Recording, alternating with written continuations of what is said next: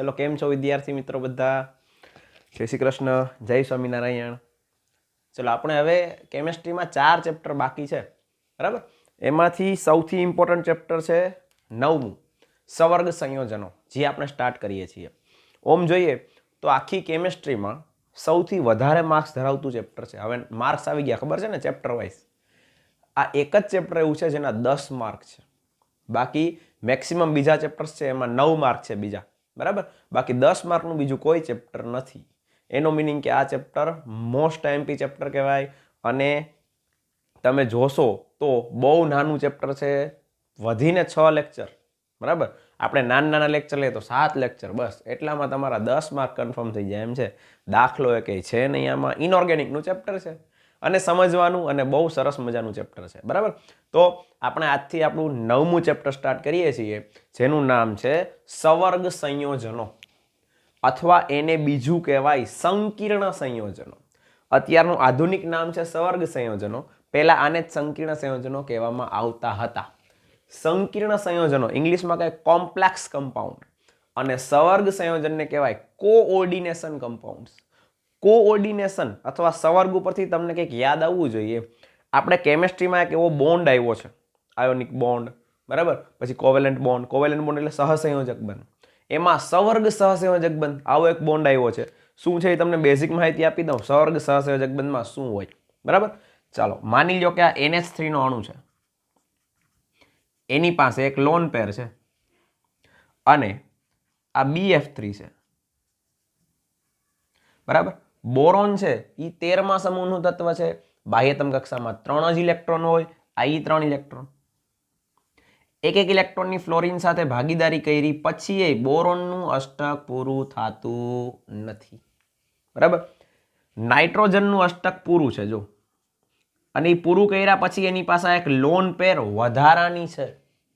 આ lone pair એને donate કરે, દાન કરે, તો આ ટાઈપનો બોન્ડ બને. એટલે કે આની પાસે લોન પેર છે, એ લોન પેરનું દાન કરશે, આ લોન પેરને સ્વીકારશે. લોન પેર દાન કરે એને કહેવાય લુઈસ બેઝ. જે લોન પેર સ્વીકાર એને કહેવાય લુઈસ એસિડ.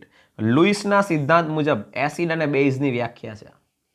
તો લોન પેર દાન કરે છે એને શું કહેશું આપણે? Louis base. અને આ રીતે રચાતા બંધને આને કહેવાય સવર્ગ સહસંયોજક બંધ. સહસંયોજક સાચો, ભાગીદારી છે, પણ અલગ રીતની ભાગીદારી છે. બેયનો એક ઇલેક્ટ્રોન ભાગીદારીમાં નથી આવતો.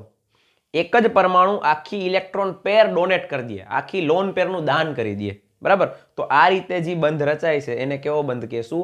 સવર્ગ સહસંયોજક બંધ, બરાબર? તો આ ચેપ્ટરનું નામ સવર્ગ સંયોજનો છે. એનો મિનિંગ જ છે કે આ ચેપ્ટરમાં એવા જ સંયોજનો ભણવાના છે જેમાં સવર્ગ સહસંયોજક બંધ હોય, બરાબર? એટલે કે આમાં લોન પેર વાળા સંયોજનો વિશે ભણવાનું છે. કે લોન પેર હશે તો દાન કરશે ને, બાકી ક્યાંથી કરશે?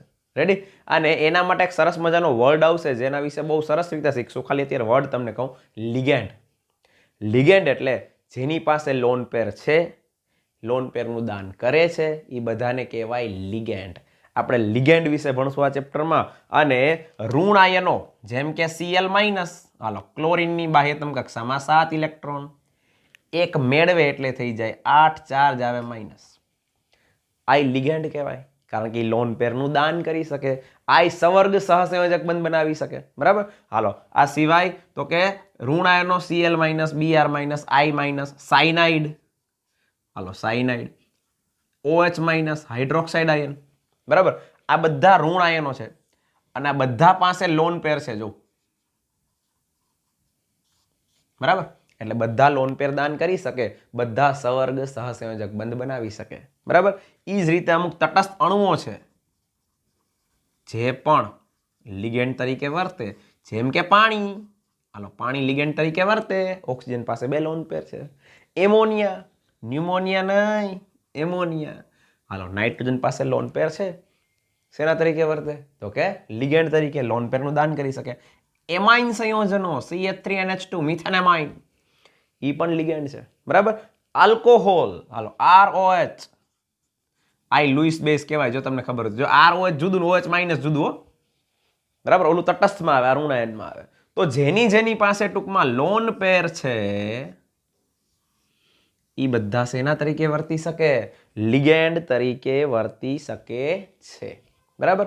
અને લિગેન્ડ તરીકે વર્તે એટલે કે એનું લોન પેરને દાન કરી શકે, અને લોન પેરને દાન કરે તો એની વચ્ચેના બંધને કહેવાય સવર્ગ સહસંયોજક બંધ, અને એનાથી બનતા સંયોજનોને કહેવાય સવર્ગ સંયોજનો. તો તમને એમ થાય કે આ સવર્ગ સંયોજન છે, તો કે નહીં. શું કામ? આમાંય સવર્ગ સહસંયોજક બંધ છે. એક લાક્ષણિકતા છે સવર્ગ સંયોજનોની કે ધાતુ સાથે બંધ બનવો જોઈએ. આ ક્યાં ધાતુ છે? સંયોજન સાથે સંયોજન જોડાણું હતું, બરાબર. અને ધાતુ કઈ ખબર? સંક્રાંતિ ધાતુ. સંક્રાંતિ ધાતુ એટલે ડી વિભાગના તત્વો, બરાબર. એમાંય મેઇન ક્યાં? સ્કેન્ડિયમ થી ઝિંક, બરાબર. એ સિવાય નહીં આવશે, બરાબર. પણ ડી વિભાગના તત્વો જ આવશે, અને એ ડી વિભાગના તત્વો કાં તો ઋણાયન પાસેથી અથવા તો તટસ્થ અણુઓ પાસેથી. આ ચેપ્ટરમાં આપણે તટસ્થ અણુમાં આને નહીં લઈએ, બરાબર. એ કહી શકાય લિગેન્ડ, પણ એનો ક્યાંય યુઝ નથી આવતો એટલે કાઢી નાખીએ. આ બધા લેશું, બરાબર. ઋણાયનો અથવા તટસ્થ અણુઓ પાસેથી લોન પેર એક્સેપ્ટ કરે. કોણ? ડી વિભાગના તત્વો, એટલે કે સંક્રાંતિ તત્વો. હવે તમને એમ થાય સંક્રાંતિ તત્વો જ શું કામ? એમાં ડી કક્ષક ખાલી હોય એટલે કે લોન પેર આવે ક્યાંક સમાવી તો પડે ને એને. એના માટે શું જોઈએ? કક્ષક. કક્ષક ખાલી હોવી જોઈએ.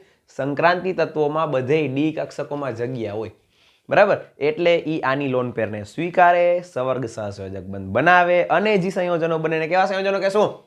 સવર્ગ સંયોજનો અથવા કોઓર્ડિનેશન કમ્પાઉન્ડ. બીજું કહેવાય સંકીર્ણ સંયોજનો, બરાબર. ચાલો હવે સવર્ગ સંયોજનોની ઉપયોગિતા શું છે? તો કે સવર્ગ સંયોજનો છે એ આધુનિક અકાર્બનિક અને જૈવ અકાર્બનિક રસાયણ વિજ્ઞાન. હવે અકાર્બનિક એટલે ઇનઓર્ગેનિક, બરાબર. ઇનઓર્ગેનિક જ ભણીએ છીએ આપણે. એમાં પણ ઓર્ગેનિક આવશે, હો, બરાબર. પણ ધાતુની વાત કરીએ છીએ, ધાતુ બધી ઇનઓર્ગેનિક થાય પાછી. હાલો, તો અકાર્બનિક અને જૈવ અકાર્બનિક. જૈવ અકાર્બનિક એટલે શું? એ તમને કહું કે મેટલના ઘણા બધા એવા સંયોજનો છે જે આપણે જૈવ સૃષ્ટિમાં એટલે કે બાયોલોજીકલી ઇમ્પોર્ટન્સ ધરાવે છે. જેમ કે ક્લોરોફિલ. બધાને ખબર જ છે ક્લોરોફિલ શું છે? રંજક દ્રવ્ય છે, બરાબર. વનસ્પતિમાં પ્રકાશ સંશ્લેષણ માટે જરૂરી છે. એ મેગ્નેશિયમનું સંકીર્ણ સંયોજન છે, એટલે કે મેગ્નેશિયમ ધાતુ છે. એની સાથે લિગેન્ડ જોડાયેલા હશે એમાં, અને એમાં સવર્ગ સહસંયોજક બંધ હશે. મોટા ભાગે સંક્રાંતિ તત્વો આવશે, પણ એ સિવાયના તત્વો આવશે ખરા. મેગ્નેશિયમ સંક્રાંતિ તત્વ નથી. એવા બહુ લિમિટેડ સંયોજનો છે જેમાં સંક્રાંતિ તત્વનો યુઝ નથી થતો, બાકી બધે થાય છે, બરાબર. ચાલો, હિમોગ્લોબિન આપણા શરીરમાં રુધિરના લાલ રંગ માટે જવાબદાર સંકીર્ણ શેનું બનેલું હોય? એફીનું, બરાબર. એ જ રીતે વિટામિન B12, આનું બીજું નામ તમને કહું, સાઇનો કોબાલ એમાઇન.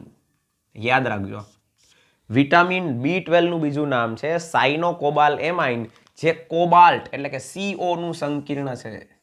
જો આ ડી વિભાગનું તત્વ સંક્રાંતિ તત્વ, આ સંક્રાંતિ તત્વ, આ એક જ નથી સંક્રાંતિ તત્વ, બાકી મોટા ભાગે સંક્રાંતિ તત્વો જ આવશે. હવે આ બધા કહેવાય જૈવ અકાર્બનિક. શું કામ? તો કે આ બધા જૈવ શું કામ? તો કે આ સજીવ સૃષ્ટિ માટે ઇમ્પોર્ટન્ટ છે, બધા બાયોલોજીકલી ઇમ્પોર્ટન્સ ધરાવે છે, બરાબર. અને અકાર્બનિક શું કામ? તો કે આમાં કાર્બન નથી એટલે અકાર્બનિક છે. રેડી? તો આ બધા આ ત્રણે ત્રણ MCQ માટે મોસ્ટ IMP છે, ખાસ યાદ રાખજો. એમ કે વિટામિન B12 કોનું સંકીર્ણ છે? તો કે કોબાલ્ટનું. હિમોગ્લોબિન કોનું સંકીર્ણ છે? Fe-નું, બરાબર. ક્લોરોફિલ કોનું સંકીર્ણ છે? મેગ્નેશિયમનું. મોસ્ટ IMP MCQ છે, યાદ રાખજો એક એક માર્ક માટે ખાસ. ચાલો, તો આ બધાય માટે સવર્ગ સંયોજનો અથવા તો સંકીર્ણ સંયોજનો એ શું છે? તો કે કરોડરજ્જુ છે, બરાબર. એટલે કે એના કારણે જ કરોડરજ્જુથી આપણે ઊભા રહી શકીએ. તો આખું ઇનઓર્ગેનિક આના ઉપર ઊભું છે એમ કહી શકાય. રેડી? હાલો, પછી કહીએ તો સંક્રાંતિ ધાતુઓ. જો આ વ્યાખ્યા મેં તમને થોડી વાર પહેલા જ કીધી. સંક્રાંતિ ધાતુઓ ઘણા બધા સંકીર્ણ સંયોજનો બનાવે છે કે જેમાં ધાતુનો પરમાણુ શું કરે? ધાતુનો પરમાણુ અનેક ઋણાયન અથવા તો તટસ્થ અણુ. આ ઋણાયન અને આ તટસ્થ અણુ જેને શું બોલશું? લિગેન્ડ. આગળ જતા શબ્દ એની વ્યાખ્યા બધું આવશે.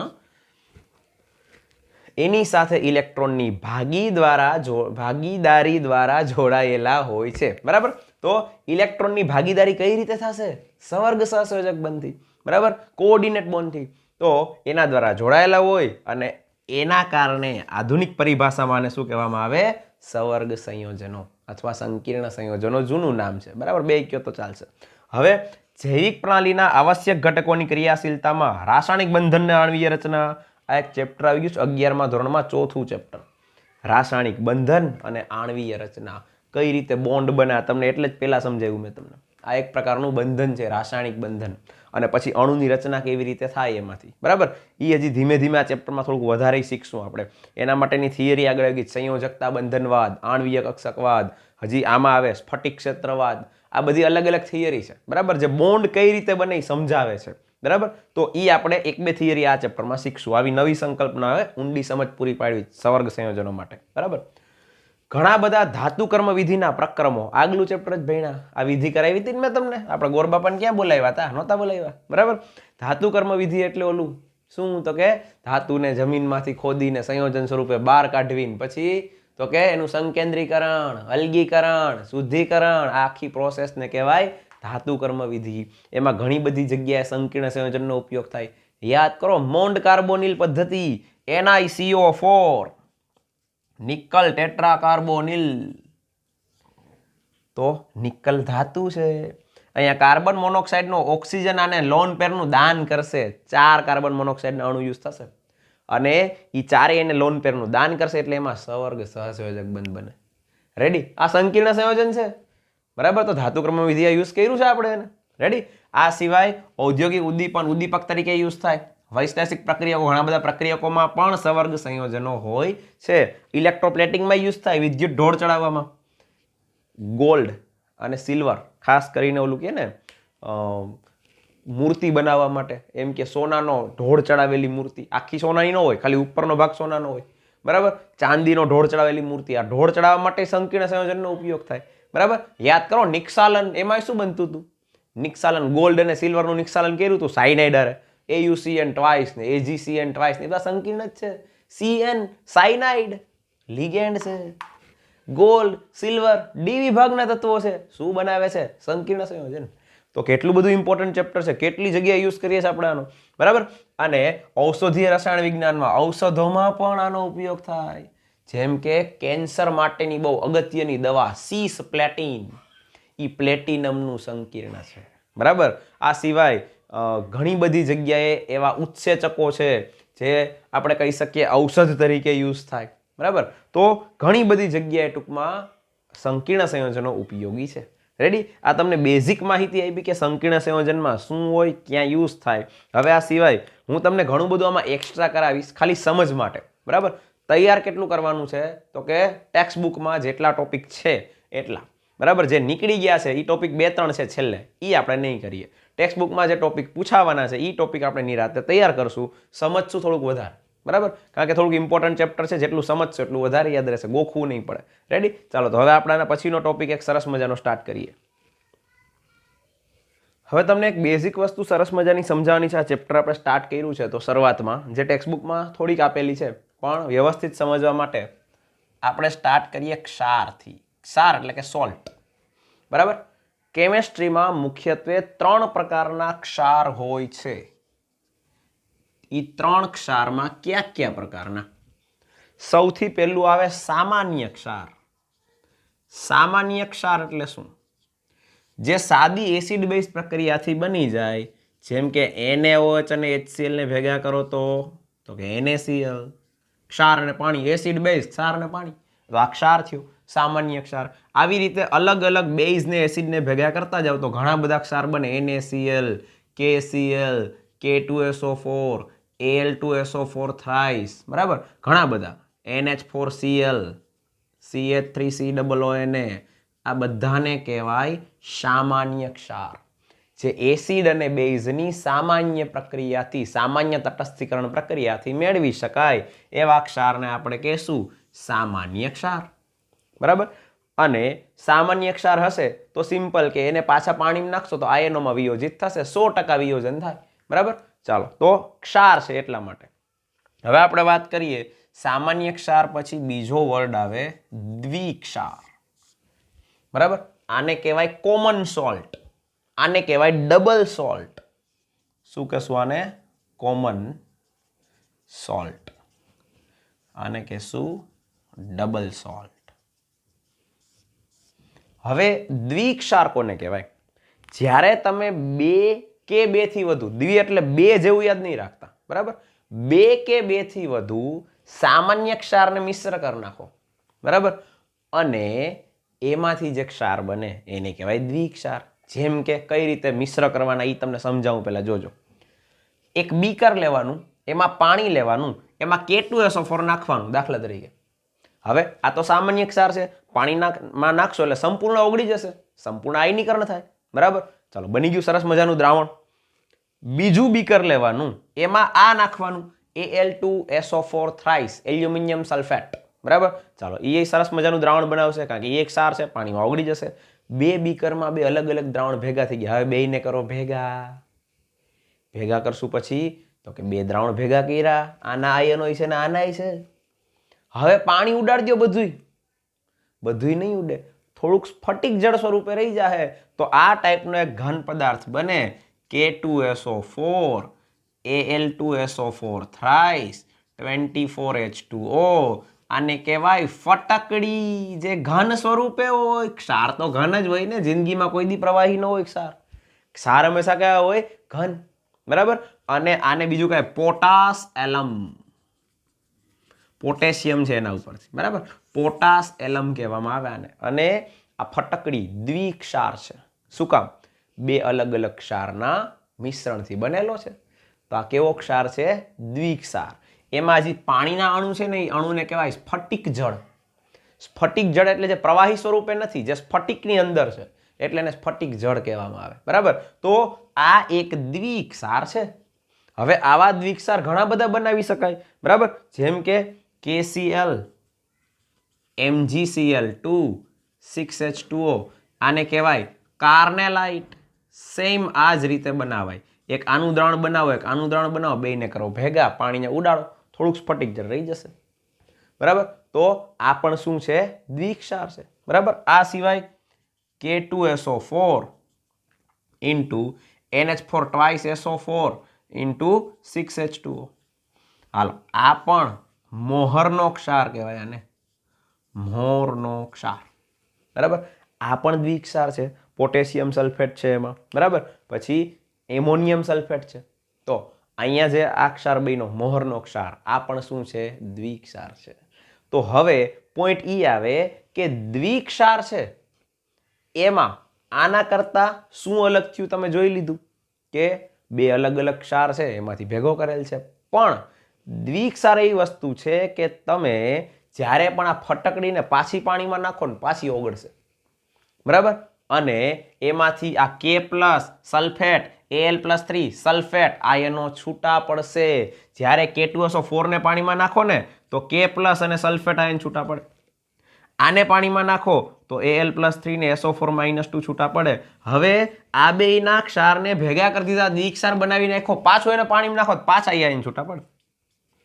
તો એવું કહી શકાય કે જ્યારે બે કે બે કરતા વધારે ક્ષારને મિશ્ર કરીએ, બરાબર, અને એનાથી જે નવો ક્ષાર બને, જો ક્ષારને મિશ્ર કરીએ એટલે કઈ રીતે? એના દ્રાવણને મિશ્ર કરીએ, મેં તમને સમજાવી મેથડ, બરાબર.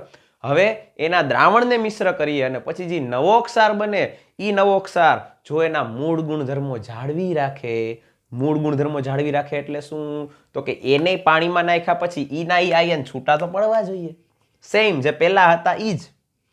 તો ઈ ક્ષારને કહેવાય દ્વિક્ષાર. સમજાણું શું છે દ્વિક્ષારી? પોતાના મૂળ ગુણધર્મો જાળવી રાખે.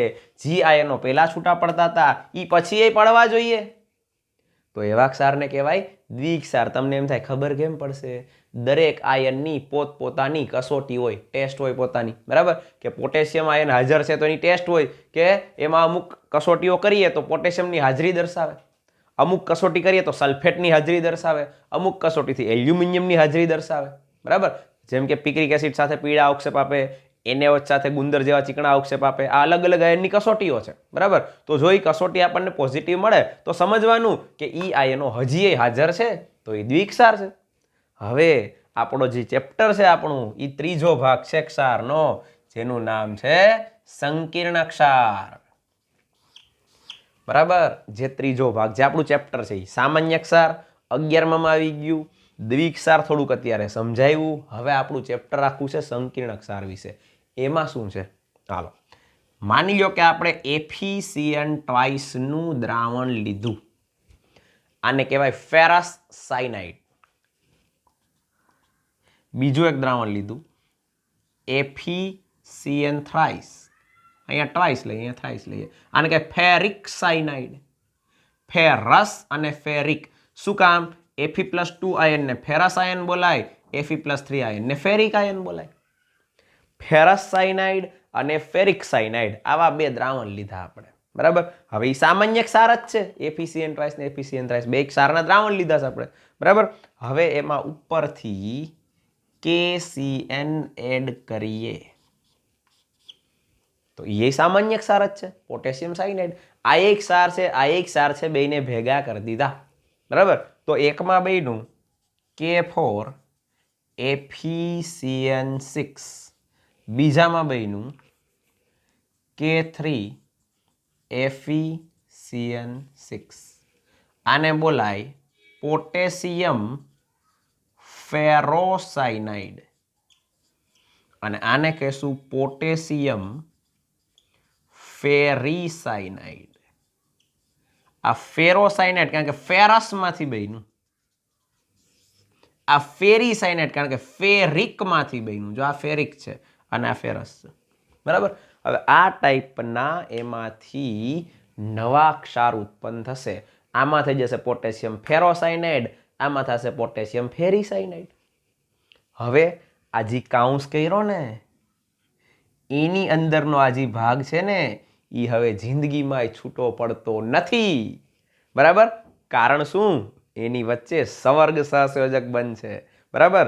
તો બરાબર વિચારીએ તો KCN સામાન્ય ક્ષાર છે, એમાંથી આયન છૂટા પડે K+ ને CN-. FeCN ટ્વાઇસ સામાન્ય ક્ષાર છે, એમાંથી આયન છૂટા પડે Fe+2 ને CN-, બરાબર. તો K+, Fe+2 અને CN- બેમાં કોમન છે. આવા આયનો છૂટા પડતા હતા જ્યાં સુધી અલગ હતા ત્યાં સુધી. હવે તમે આમાં એક આનું દ્રાવણ બનાવ્યું, એક KCN નું દ્રાવણ બનાવ્યું, બેયને કર્યા ભેગા કરીને પાણીને ઉડાડ નાખ્યું તો આવો ક્ષાર બન્યો. પણ આ ક્ષારનું જ્યારે પાછું પાણીમાં નાખીને આયનીકરણ કરવામાં આવે તો આમાંથી બે આયન છૂટા પડે K+ અને FeCN6 4-. જો અહીંયા હશે ને એ ક્રોસમાં આની ચાર્જ તરીકે હશે અને આ એક છે આખું, એટલે આનો ચાર્જ +1 થશે અને આ આખાનો -4 થશે. ક્રોસમાં હોય ચાર્જ હંમેશા પેલું ધન હોય ને બીજું ઋણ હોય. હંમેશા પેલો આયન કયો હોય છે? ધન. બીજો આયન કયો હોય છે? ઋણ. આ કાયમ માટે યાદ રાખવાનું, બરાબર. તો આ K છે એ +1, FeCN6 આખું -4, બરાબર. તો હવે આ આખો જે આયન છે ને એમાંથી Fe ને CN છૂટા પડતા નથી. તો થોડીક વાર પહેલા સમજાયું કે સંકીર્ણ ધાતુ આયન, આ સંકીર્ણ ધાતુ સંક્રાંતિ ધાતુ આયન, આ સંક્રાંતિ ધાતુ આયન છે Fe, ડી વિભાગનું તત્વ. સાયનાઇડ શું છે? લિગેન્ડ છે, લોન પેર છે, દાન કરી દે ને લોન પેરનું. તો એ બે વચ્ચે કયો બંધ બની જાય? સવર્ગ સહસંયોજક બંધ. હવે એ બંધ છૂટો પડતો નથી. તો આ બે વચ્ચે આયનીય બંધ છે એમ કહેવાય, આની ને આની વચ્ચે. પણ કાઉન્સની અંદર જે છે ને એની વચ્ચે સવર્ગ સહસંયોજક બંધ છે, એટલે આ સંયોજનને કહેવાય સંકીર્ણ સંયોજન અથવા સવર્ગ સંયોજન, બરાબર. તો ડિફરન્સ ખબર પડી આ બેમાં શું છે? શું ડિફરન્સ છે? જો પાછું એકવાર વ્યાખ્યા સ્વરૂપે કહું તમને કે જ્યારે બે જુદા જુદા ક્ષારને, બે કે બેથી વધારે, બરાબર, મિશ્ર કરી અને તેમાંથી તે જ ગુણધર્મો વાળો નવો ક્ષાર પ્રાપ્ત કરીએ, એટલે કે એવા જ ગુણધર્મો દર્શાવે જે આના આયન છૂટા પડતા હતા આમાંય પડવા જ જોઈએ પછી, એ બની ગયા પછી, એવા ક્ષારને કહેવાય દ્વિક્ષાર. પણ જ્યારે બે કે બેથી વધારે ક્ષારને ભેગા કરીએ અને નવો ક્ષાર બનાવીએ અને એના મૂળ ગુણધર્મો ગુમાવી દઈએ તો એવા ક્ષારને શું કહેવાય? સંકીર્ણ ક્ષાર. હવે આને સાયનાઇડના ગુણધર્મો ગુમાવી દીધા, CN- છૂટો પડતો તો હવે આમાં નહીં પડે, Fe ને CN છૂટા પડશે જ નહીં, બસ કામ પૂરું થઈ ગયું. કાઉન્સની અંદરની વસ્તુ છૂટી પડતી નથી, બસ સિમ્પલ. રેડી? તો આવા ક્ષારને કેવો ક્ષાર કહેશું? સંકીર્ણ ક્ષાર, બરાબર. એ જ રીતે આમાંથી ક્યાં આયન છૂટા પડશે? હાલો બોલો જી. એક તો K+, અહીં 1 તો હોય, અને આ -3, FeCN6-3, બરાબર. તો બરાબર તમે વિચારો તો સંકીર્ણ ક્ષાર વિશે આપણે શીખવાનું છે. એમાં એક બે વસ્તુ આમાં ધ્યાનમાં રાખવાની છે. પહેલી વસ્તુ તો એમાં સવર્ગ સહસંયોજક બનવો જરૂરી છે, બરાબર. બીજું, એમાં ધાતુ કાઉન્સની અંદર એક ધાતુ હશે ને હશે કાઉન્સની અંદર, જો આ કાઉન્સની અંદર, બરાબર. આ કાઉન્સ છે એને સવર્ગ વર્તુળ એવું બોલવામાં આવે, કોઓર્ડિનેશન સ્ફિયર આવું બોલાય, બરાબર. ચાલો, તો આ મોટો કાઉન્સ હશે જ, સંકીર્ણ સંયોજનમાં આવો કાઉન્સ હશે. એ કાઉન્સની અંદર બે વસ્તુ હશે, એક ધાતુ ને એક લિગેન્ડ. લિગેન્ડ તરીકે ઋણ આયન હોય અથવા તટસ્થ અણુ હોય જેની પાસે લોન પેર હોવી જોઈએ, બરાબર. એ બધાય લોન પેરનું દાન કરી શકે, સવર્ગ સહસંયોજક બંધ બનાવી શકે, અને આ ટાઈપના ક્ષાર બને એને કેવા ક્ષાર કહેશું? સંકીર્ણ ક્ષાર. ખબર પડી ગઈ? હવે આપણે સંકીર્ણ ક્ષાર વિશે એટલે કે આ ભાગ વિશે ધીમે ધીમે સ્ટેપ બાય સ્ટેપ ભણવાનું ચાલુ કરીએ છીએ, બરાબર. અહીંયા એક નાનકડી મિસ્ટેક રહી ગઈ છે. આ K2SO4 છે ને, અહીંયા તમારે FeSO4 યાદ રાખવાનું છે. FeSO4 into NH4 twice SO4 into 6H2O. આને કહેવાય મોહરનો ક્ષાર, બરાબર. આપણે K2SO4 અહીંયા આવશે ફટકડીમાં, એલમમાં. અહીંયા K2SO4 ની જગ્યાએ શું આવશે? FeSO4, NH4 twice SO4 ને 6H2O. આને શું કહેશું આપણે? મોહરનો ક્ષાર, બરાબર. તો આ બેઝિક વસ્તુ થઈ. હવે આપણે આગળનો પોઈન્ટ ભણીએ છીએ. ચલો, હવે આ ચેપ્ટરમાં બહુ એક સરસ મજાની વસ્તુ ભણવાની છે, વર્નરનો સિદ્ધાંત. ચલો, એક વૈજ્ઞાનિક હતો આલ્ફ્રેડ વર્નર. એણે બહુ સરસ અવલોકન કરીને અમુક પોઈન્ટ્સ કીધેલા છે જે સવર્ગ સંયોજનો માટે બહુ મહત્વના છે એવા, બરાબર. આપણે એક એક કરીને ભણીએ. સૌથી પહેલા તો આપણે થોડીક પ્રાયોગિક વસ્તુ ભણીએ અને પછી આપણે વર્નરના સિદ્ધાંતમાં આવીએ. હવે કોબાલ્ટ ક્લોરાઇડ એટલે કે COCl3, કોબાલ્ટ 3 ક્લોરાઇડ એવું લખાય, કોબાલ્ટ 3 ક્લોરાઇડ. જ્યારે પણ રોમન આંકડામાં કોઈ વસ્તુ લખીએ એ શું હોય? ઓક્સિડેશન આંક, બરાબર. તો અહીંયા કોબાલ્ટનો ઓક્સિડેશન આંક +3 હશે, ને ધાતુનો પ્લસ જ હોય એટલે આગળ પ્લસ લખવાની જરૂર નથી. ધાતુનો ઓક્સિડેશન આંક કોઈ દી ઋણ હોતો નથી. હાલો, આને કહેવાય કોબાલ્ટ 3 ક્લોરાઇડ, બરાબર. હવે એમાં એમોનિયા નાખીએ ને તો અલગ અલગ રીતે એના દ્રાવણ બનાવી શકાય, જેટલું એમોનિયાનું પ્રમાણ હશે એ પ્રમાણે. COCl3 into 6NH3 તો એ પીળો રંગ દર્શાવે. COCl3 into 5NH3 જાંબુડિયો રંગ દર્શાવે. COCl3 into 4NH3 લીલો રંગ દર્શાવે. અને એવું જ પાછું બીજું સંયોજન છે જાંબલી રંગ એ દર્શાવે, બરાબર. તો આ બધાય અલગ અલગ પ્રકારના સંયોજનો છે. હવે એમાં AgNO3 નું ઠંડુ દ્રાવણ જ્યારે નાખવામાં આવ્યું તો હવે આ છે ને એમાંથી Ag અને Cl 3 મોલ અવક્ષેપિત થયા. અવક્ષેપિત થયા એટલે કે ઘન સ્વરૂપે અંદર બહાર નીકળ્યા અંદરથી, બરાબર. આ દ્રાવણ હતું અને આ દ્રાવણ નાખ્યા, પ્રવાહી ભેગા કર્યા, ઘન છૂટું પડ્યું. એ ઘન શું? AgCl. આમાંથી Ag ને આમાંથી Cl. તો આમાંથી 3 મોલ AgCl નીકળ્યા. આમાં એ જ વસ્તુ નાખી. હવે Cl આમાં દેખાય 3, જો આમાંય 3 દેખાય, આમાંય 3 દેખાય, તો 2 મોલ જ નીકળ્યા. આમાંય દેખાય 3 પણ 1 મોલ જ નીકળો, અને આમાંય 3 દેખાય તો એમાં 1 મોલ નીકળો.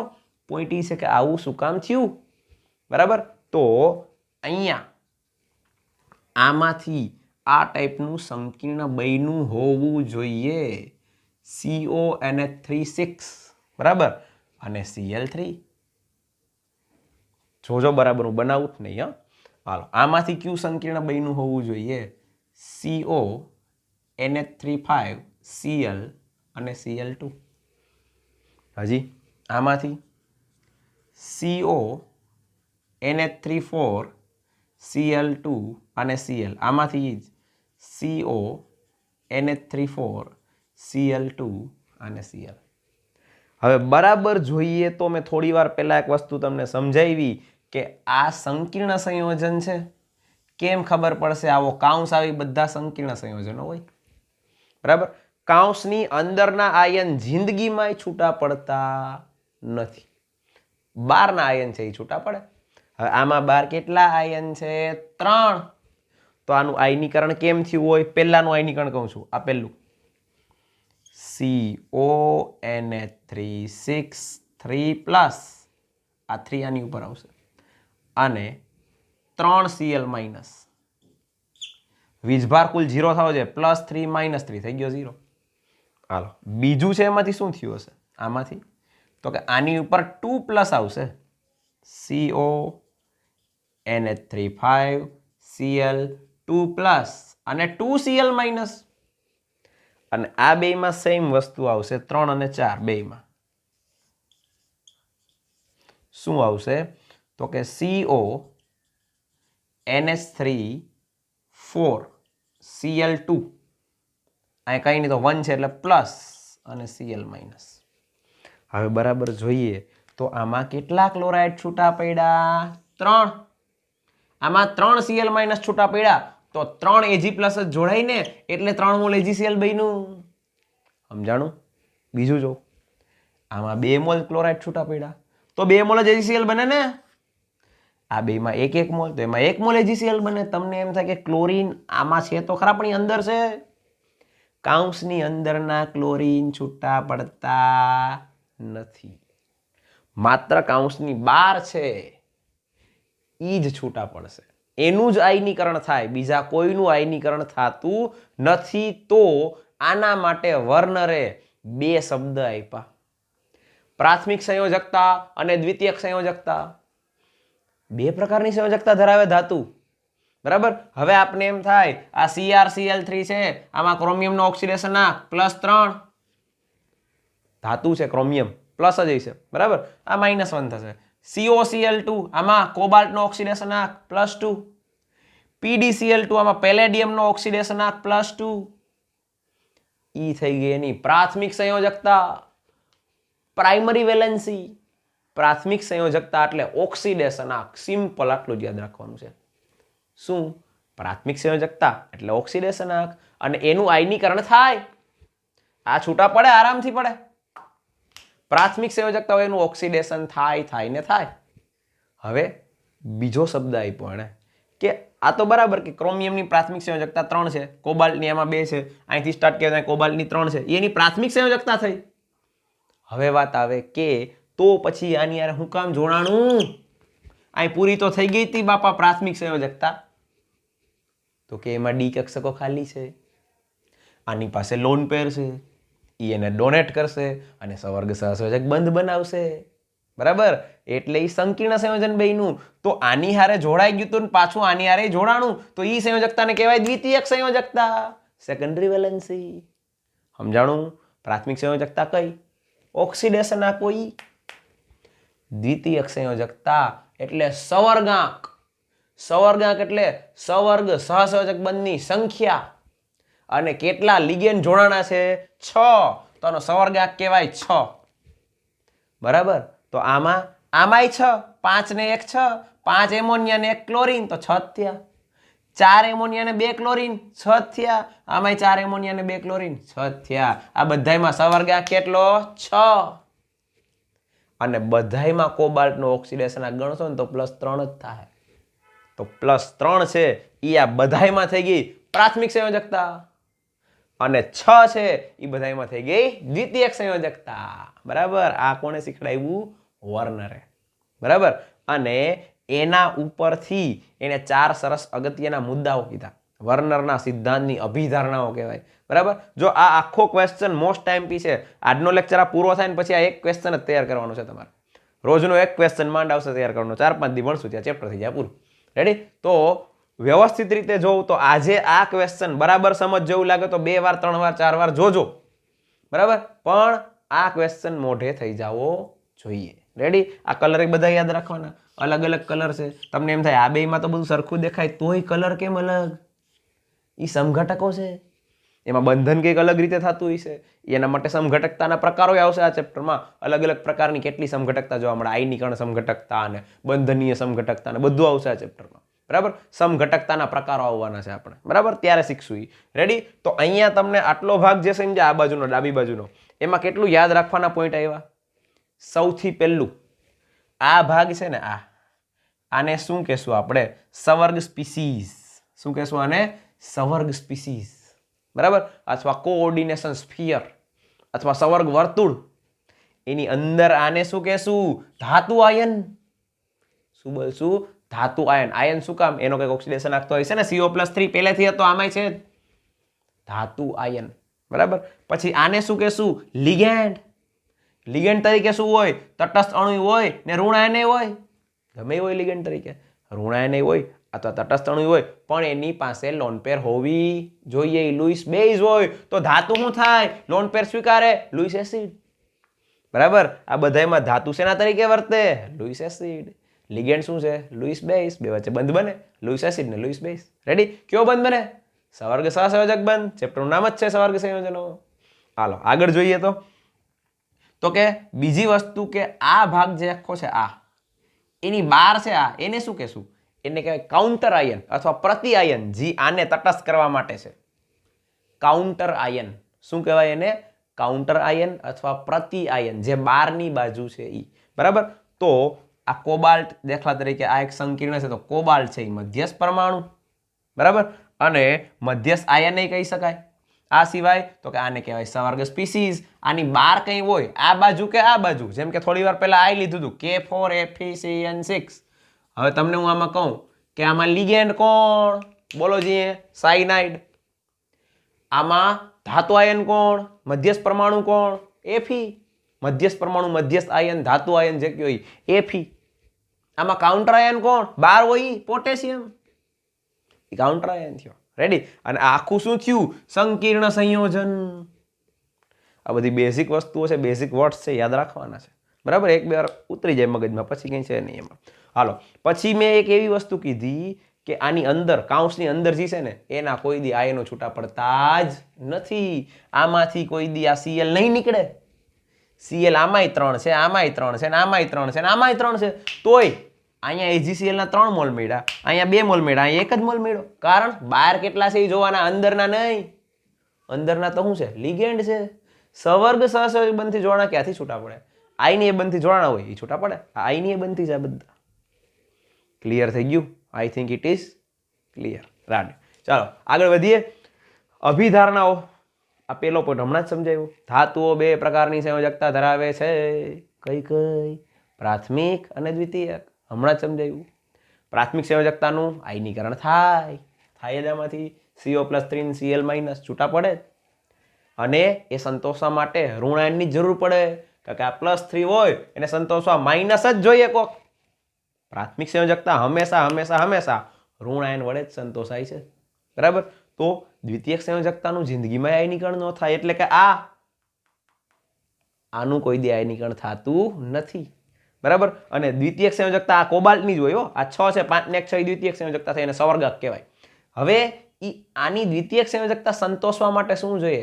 કાં તો ઋણ આયન કાં તો તટસ્થ અણુ હાલે, પણ એની પાસે શું હોવું જોઈએ? Lone pair. બરાબર. તો દ્વિતીયક સંયોજકતા છે એ લોન પેર વડે સંતોષાય, તટસ્થ અણુ વડે સંતોષાય, પણ પ્રાથમિક સંયોજકતા તો માત્ર ને માત્ર ઋણ આયન વડે જ સંતોષાય છે. બરાબર. હાલો આ થઈ ગયો બીજો પોઈન્ટ. આ થઈ ગયો ત્રીજો પોઈન્ટ. સવર્ગાંક શું છે એ સમજાયું. દ્વિતીયક સંયોજકતા એ જ સવર્ગાંક. બરાબર. અને છેલ્લું કે આમાં અવકાશીય ગોઠવણી અલગ અલગ હશે. એટલે કે જ્યારે સવર્ગાંક 4 હશે, અહીંયા 4 લિગેન્ડ હશે, તો એ સમતલીય સમચોરસ બની શકે, સમચતુષ્ફલકીય બની શકે. સવર્ગાંક 6 હોય તો અષ્ટફલકીય બની શકે. સવર્ગાંક 5 હોય તો ત્રિકોણીય દ્વિપિરામિડ બની શકે. આવા અલગ અલગ પ્રકારની ભૌમિતિક ગોઠવણીઓ અવકાશમાંની રચના અલગ અલગ જોવા મળશે અને એને કહેવાય સવર્ગ પોલીહેડ્રા અથવા સવર્ગ બહુતલીય. મેઇન આપણા 3 શીખવાના થશે. આ બધા કહેવાય સવર્ગ પોલીહેડ્રા. બરાબર. અષ્ટફલકીય, ચતુષ્ફલકીય, સમચોરસ અવકાશમાં જુદી જુદી ગોઠવણી એને બોલાય સવર્ગ પોલીહેડ્રા અથવા સવર્ગ બહુતલીય. સમજાઈ ગયું? ચાલો તો અહીંયા એક તમને એ સમજાવી દઉં ખાલી દોરીને કે આ કઈ રીતે બનેલું હોય.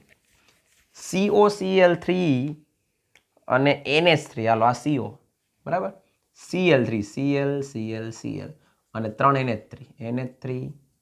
NH3. હવે જો આ બધા પાસે લોન પેર છે, એટલે કે બધા લિગેન્ડ છે. હવે એ બધા આને આમ દાન કરે, સવર્ગ સહસંયોજક બંધ બનાવે. બરાબર. તો આ થઈ ગયું એક સંકીર્ણ સંયોજન. COCl3 thrice, NH3 thrice. આ બધા શું છે? લિગેન્ડ. લોન પેર દાન કરશે. આ બધા શું છે? લિગેન્ડ. આ લિગેન્ડ કેવા હોય? Cl- સ્વરૂપના, એટલે કે ઋણ આયન લિગેન્ડ. આ લિગેન્ડ કેવા હોય? તટસ્થ લિગેન્ડ. શું કામ? એમોનિયા તો તટસ્થ જ છે ને, અને Cl ઉપર માઇનસ ચાર્જ હોય જ. તો આને કહેવાય ઋણ આયન લિગેન્ડ, આને કહેવાય તટસ્થ લિગેન્ડ. બરાબર. તો આ પ્રકારના લિગેન્ડ છે એ ધાતુ આયનની ફરતે ગોઠવાઈ જાય, ધાતુ આયનની ડી કક્ષકમાં પોતાની ઇલેક્ટ્રોન દાખલ કરી દે અને એની દ્વિતીયક સંયોજકતાને સંતોષી નાખે. કુલ કેટલા સવર્ગ સહસંયોજક બંધ બન્યા? 6. એને કહેવાય સવર્ગાંક. આમાં કોબાલ્ટનો સવર્ગાંક 6 છે એમ કહેવાય, અને ઈ એની દ્વિતીયક સંયોજકતા કહેવાય.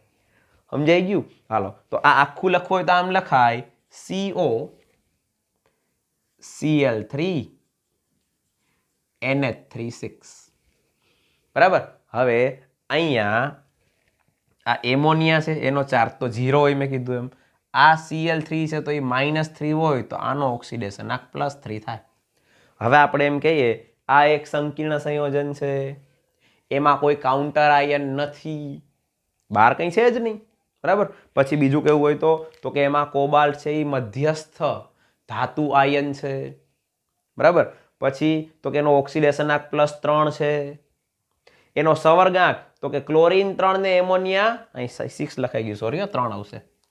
ક્લોરીન 3 ને એમોનિયા 3, કુલ કેટલા? 6. 3 ને 3 6, તો એનો સવર્ગાંક છે 6. બરાબર. અને આ રીતનું એનું સ્ટ્રક્ચર બનશે.